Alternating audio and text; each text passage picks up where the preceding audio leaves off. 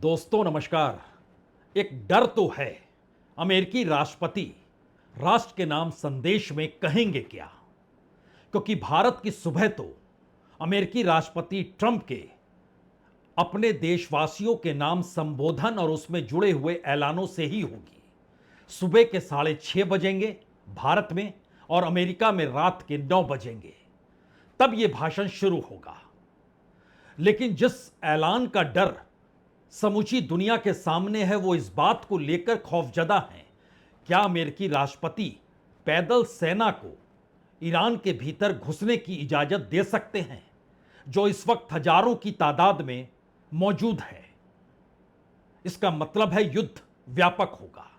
लेकिन इसका दूसरा मतलब यह भी है, अमेरिकी राष्ट्रपति एक व्यापारी हैं। व्यापारी से मतलब यह है कि वो जानते हैं इकोनॉमी के आसरे ही देश मजबूत होता है या देश कमजोर होता है। और युद्ध जब मुनाफा ना दे पा रहा हो तो फिर मुनाफे के रास्ते को पकड़कर युद्ध को खत्म कर देना चाहिए। यह बात अमेरिकी राष्ट्रपति से और बेहतर कौन जान सकता है। शायद इसीलिए जो अलग अलग कयास लग रहे हैं उससे हटकर जरा ईरान की तरफ एक क्षण के लिए झांक लीजिए, क्योंकि अमेरिकी राष्ट्रपति जो भी ऐलान करेंगे उसका सबसे व्यापक असर ईरान पर पड़ने वाला है। पश्चिम एशिया में या तो वह एक बड़ी ताकत होगा अगर अमेरिकी राष्ट्रपति यह कहकर निकल जाते हैं कि हम तो जीत गए, हमने ईरान के भीतर रिजिम चेंज कर दिया, हमने यह तय कर दिया कि अब कभी ईरान परमाणु हथियार नहीं बना पाएगा, तो इसके बाद बचता क्या है, हमने तो सफलता हासिल कर ली। और इसके बाद ईरान युद्ध से अमेरिका निकल जाए। उसका दूसरा असर इजराइल पर पड़ेगा। इजराइल के प्रधानमंत्री बेंजामिन नेतान्याहू की पहचान ही युद्ध को लेकर है। वो बिल्कुल नहीं चाहेंगे यह युद्ध खत्म हो जाए या फिर इस युद्ध से अमेरिकी राष्ट्रपति बाहर हो जाए, क्योंकि अक्टूबर के महीने में इजराइल में भी चुनाव होने हैं और बेंजामिन नेतान्याहू चाहते हैं कि इस चुनाव में वह जीतें, उसके बाद गद्दी छोड़ें। कमोवेश अमेरिका के भीतर भी मिड टर्म नवंबर में होना है और सवाल अब कांग्रेस का नहीं, अब तो सीनेट में भी रिपब्लिकन्स कमजोर ना हो जाए और आने वाले वक्त में जो मन चाहे सो जो करा पाने की स्थिति थी सब कुछ डाइल्यूट ना हो जाए अमेरिकी राष्ट्रपति ट्रंप के लिए। लेकिन सवाल इन दोनों परिस्थिति से बिल्कुल हटकर इसलिए है क्योंकि हमला अमेरिका और इजराइल दोनों ने मिलकर किया था और हमला जिस देश पर हुआ था उसने अब से चंद मिनटों पहले यह जानकारी देनी शुरू कर दी कि उसने आज इजराइल पे 8 बैलिस्टिक मिसाइलें दागी है, तेल अवीव को तहस तहस कर दिया है। खाड़ी देशों में भी अलग अलग जगहों पर, वो एयरपोर्ट हो या फिर ऑयल टैंकर हो, अटैक किया गया है। अमेरिकी नागरिकों को, अमेरिकी अधिकारियों को, अमेरिकी मिलिट्री ऑफिसर्स को चेतावनी दी गई है हमला उस पर हो सकता है, तो वहां के नागरिक उनके अगल बगल बिल्कुल ना रहे। यानी ईरान ट्रंप के ऐलान से पहले यह मैसेज दे रहा है, जो भी हो युद्ध आपने शुरू किया, खत्म हम करेंगे। और अमेजन पर बहरीन में जो उसका दफ्तर है वहां पर भी मिसाइल दाग दी गई। वक्त निर्धारित था जब तेहरान में 8 बजेंगे और भारत में उस वक्त 10 बजेंगे और उसके बाद अलग अलग अमेरिकी टेक कंपनियों पर हमला होगा।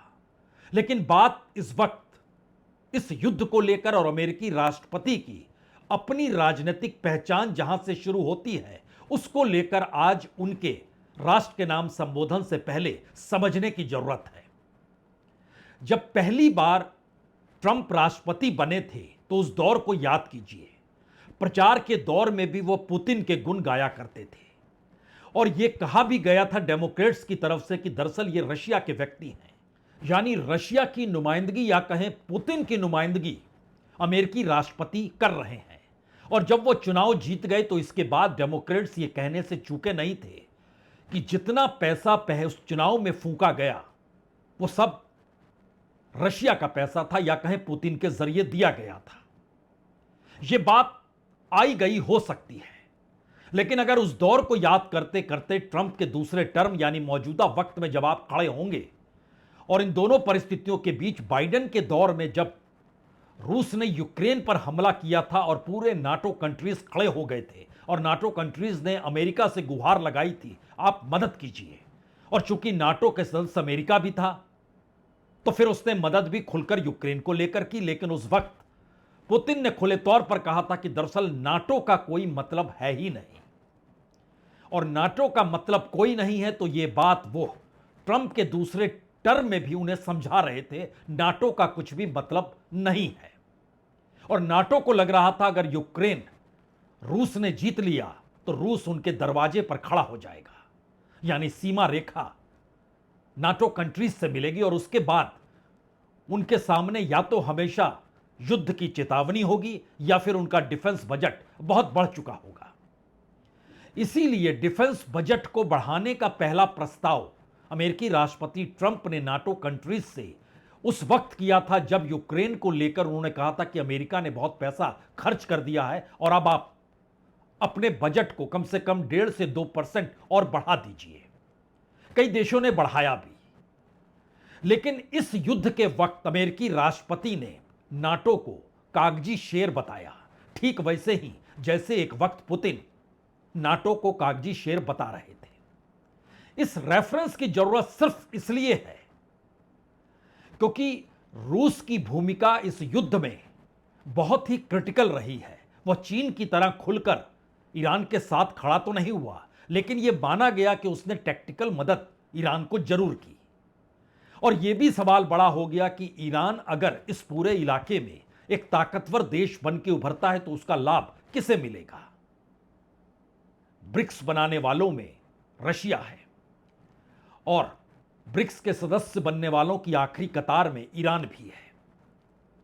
और पहली बार रूस के राष्ट्रपति पुतिन अमेरिकी राष्ट्रपति के राष्ट्र के नाम संबोधन से पहले सामने आए। उन्होंने कहा दरअसल होर्मुज़ रूट का जो मसला है उसको वो सुलझा सकते हैं, सुलझाएं या ना सुलझाएं, लेकिन जो मुश्किल हालात दुनिया के सामने है उसको सुलझाने की जरूरत है। इतना ही नहीं, उन्होंने अलग अलग तरीके से ईरान युद्ध से कितना लाभ रूस को हो रहा है, लेकिन दुनिया के सामने तेल की आवाजाही को लेकर और एनर्जी के संकट को लेकर व्याप्त चीजों को अब सुलझाने का वक्त है। यानी नाटो खारिज करने की स्थिति में अब ट्रंप खड़े हो चुके हैं। नाटो का कोई मतलब नहीं है, यह पुतिन कह चुके हैं। और सेकेंड वर्ल्ड वॉर के बाद पहली बार अमेरिका की जमीन पर पुतिन पहुंचे थे जब दोनों के बीच संवाद हुआ था। यानी ऐसा संभव ही नहीं हो सकता था, इससे पहले कोई सोच नहीं सकता था कि रूस के राष्ट्रपति अमेरिकी जमीन पर आ जाएं, लेकिन ट्रंप ने वह भी कर दिखाया। दोनों एक साथ खड़े हुए। उस वक्त कौन सी सहमति कौन सी असहमति बनी थी, और यह सवाल उस दौर में वाकई बड़ा था, क्या अमेरिका या ट्रंप रूस के अनुकूल अंतर्राष्ट्रीय बिसात को बिछाएंगे, क्योंकि उन्हें चीन को टारगेट करना है। लेकिन इस पूरी प्रक्रिया में रूस उनके साथ खड़ा होगा। और इन सब के बीच जब एक वक्त जिक्र एप्स्टीन फाइल का भी हुआ, तब भी यह कहा गया कि दरअसल वो फाइल कहीं ना कहीं रूस के पास ही है, यानी वहीं से उसकी उपज हुई है। इन तमाम सवालों के बीच हमें लगता है अब जो बड़ा सवाल है कि अमेरिकी राष्ट्रपति कौन सा ऐलान करेंगे, उससे पहले रूस के राष्ट्रपति ने क्या कहा, सुन लीजिए। Россия может предложить миру такие решения и сыграть важную роль в формировании новой архитектуры глобальной логистики и международной торговли в целом. Для наших партнеров российские логистические маршруты могут быть выгодны как экономически, благодаря сокращению сроков перевозок, так и с точки зрения диверсификации глобальных транспортных потоков. ईरान युद्ध को लेकर या फिर अमेरिका, इजराइल और ईरान के युद्ध को लेकर इससे पहले रूस के राष्ट्रपति इस तरीके से नहीं बोले थे।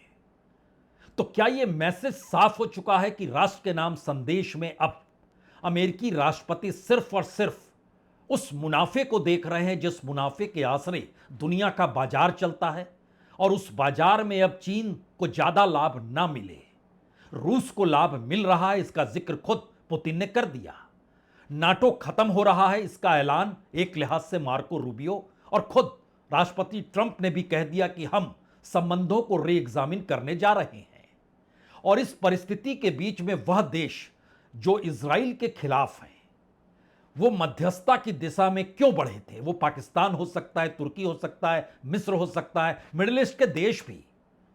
लेकिन बावजूद इसके जो आखिरी पैमाना कल सामने निकल कर आया, जिसमें पाकिस्तान और चीन ने मिलकर एक 5 सूत्री शांति प्रस्ताव रखा, उसने बहुत साफ तौर पर मैसेज दे दिया कि चीन किसी भी हालत में इस युद्ध की परिस्थितियों में अपनी मौजूदगी को पीछे करना नहीं चाहता है। तब सवाल है कि ट्रंप जिन बातों का ऐलान करेंगे वो जाहिर है दुनिया के बाजार पर असर डालने वाला है। अगर वो युद्ध खत्म करते हैं, सीज फायर कर देते हैं, तो क्या होगा? तेल की कीमतें यानी कच्चे तेल की कीमत अंतर्राष्ट्रीय बाजार में एक झटके में नीचे आ जाएगी। शेयर बाजार कल जब खुलेंगे तो वो आसमान छूने की दिशा में बढ़ेंगे। जो अनसर्टेनिटी क्रिप्टो करेंसी को लेकर है और खुद ट्रंप का परिवार उस क्रिप्टो करेंसी से जुड़ा हुआ है, वो भी कुलांचे मारते हुए कह सकते हैं कि रॉकेट की गति से ऊपर बढ़ेगा। लेकिन अगर वो ये ऐलान कर देते हैं कि पैदल सेना अब ईरान के भीतर घुसेगी, तो सब कुछ अटक जाएगा। ना सिर्फ अटकेगा, बल्कि परिस्थिति वैसी आ जाएगी जो 2025 में टैरिफ वार के बाद पूरी दुनिया में शुरू हो गया था, जो पूरे तरीके से अमेरिका बंधक बना लेगा एक बार फिर अपनी सेना की मौजूदगी के साथ। यह पैमाना बतलाता है कि दरअसल मुनाफा जो सीज फायर के साथ होगा, उससे ज्यादा मुनाफा क्या पैदल सेना के ईरान के भीतर घुसने के ऐलान के साथ हो सकता है। और इन दोनों से हटकर जो तीसरा सवाल बीते दिनों से लगातार अमेरिकी राष्ट्रपति कह रहे हैं कि ईरान को तो हमने पूरे तरीके से डिस्ट्रॉय कर दिया, वहां की सत्ता पूरे तरीके से बदल चुकी है, नाटो ने धोखा दिया, अब वो साथ नहीं है, हमें याद रहेगा। ईरान अब कोई दुनिया के लिए खतरा नहीं है, वहां पर जो भी न्यूक्लियर षड्यंत्र की मौजूदगी थी सब हमने खत्म कर दिया, और अमेरिका की सेना सबसे शानदार है, ताकतवर है। यह मैसेज अमेरिका के भीतर अपने वोटरों को लुभाने या उनके सामने एक नई परिस्थिति को रखते हुए यह बताने का है कि देखिए हमने युद्ध शुरू किया, हमने खत्म कर दिया। लेकिन यहीं से बड़ा सवाल होता है, ईरान क्या इसे मानेगा? क्योंकि जब लगातार इन बातों का जिक्र अभी भी ट्रंप कर रहे हैं, उस वक्त ईरान के राष्ट्रपति हो या ईरान के विदेश मंत्री हो, वो लगातार जिन इंटरव्यू में 2-3 बातों का जिक्र कर रहे हैं, वो बात अभी तक सिर्फ इतनी थी कि युद्ध आपने शुरू किया, खत्म हम करेंगे। लेकिन बात यह है कि अमेरिका पर भरोसा नहीं किया जा सकता है। अल जजीरा को इंटरव्यू देते वक्त ईरान के विदेश मंत्री ने कहा, आप कैसे सोच सकते हैं कि हम उनसे बातचीत करेंगे? और अमेरिकी राष्ट्रपति बार बार कहते हैं कि हम अपने दामन को फैलाए हुए हैं कि हम बातचीत करना चाहते हैं। और यह भी सवाल है कि हमारे अस्तित्व का सवाल है, हमारी मौजूदगी आज की नहीं है, हजारों बरस पुराने सिविलाइजेशंस के साथ जुड़ी हुई है। हम सब कुछ अमेरिका और इजराइल के सोचने के हिसाब से काम नहीं कर सकते हैं। यानी एक ईरान ही है जो एक लिहाज से अमेरिका, इजराइल, चीन और रशिया की जो अंतर्राष्ट्रीय महाशक्तियों की बिसात है उसमें वो खलल डाल सकता है। लेकिन खलल डाल वो इसलिए सकता है क्योंकि इस वक्त वहां के जो IRGC यानी जो रेवोल्यूशनरी गार्ड है, उनके हाथ में सत्ता है, किसी पॉलिटिशियन के हाथ में सत्ता नहीं है। पॉलिटिशियन का जिक्र वहां के राष्ट्रपति को लेकर लगातार अमेरिकी राष्ट्रपति कह रहे हैं कि नहीं, वो उतने कट्टर नहीं है, वो बातचीत के लिए तैयार हैं। इस अंतर्विरोध में अगर IRGC बंदूक नहीं रखता है या बंदूक लेके तैयार हो जाता है पैदल सेना के इंतजार में, या फिर मिसाइल और ड्रोन लगातार दागे जाते हैं जो मदद चीन से मिल रही है, यह मैसेज फिर बड़ा और टकराव वाला हो जाएगा कि अमेरिकी राष्ट्रपति के राष्ट्र के नाम के संबोधन का मतलब क्या है, जब ईरान की सोच यही है, आप जो भी ऐलान करें हम तो युद्ध में शामिल हैं और युद्ध अपनी जीत के साथ ही खत्म करेंगे। We have not given any response to that 15-point proposal from the US. And from our side, there has been no proposal either. The reality is that we have never had a good experience from negotiations with the US. One time years ago, we negotiated, and we even got a deal, and then the US withdrew without any explanation. And twice last year, and now this year, we negotiated with the US, and the result was an attack by them. हालांकि इस मुश्किल परिस्थिति में Israel का रुख क्या होगा यह अभी तक किसी के सामने आया नहीं है, क्योंकि अमेरिका अगर युद्ध से बाहर हो जाता है तो इजराइल क्या करेगा, और अगर इजराइल युद्ध नहीं कर रहा है तो बेंजामिन नेतान्याहू का मतलब इजराइल के भीतर कुछ भी नहीं है।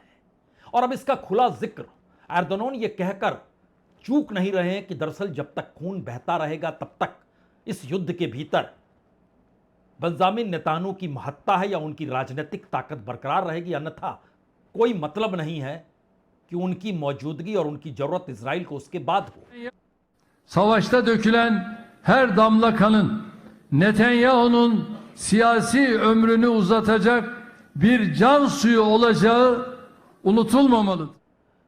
इन तमाम परिस्थितियों में 5 ऐसे सवाल हैं जिस पर आप अंतर्राष्ट्रीय कूटनीति में अपनी पैनी नजर गड़ा कर रखिए।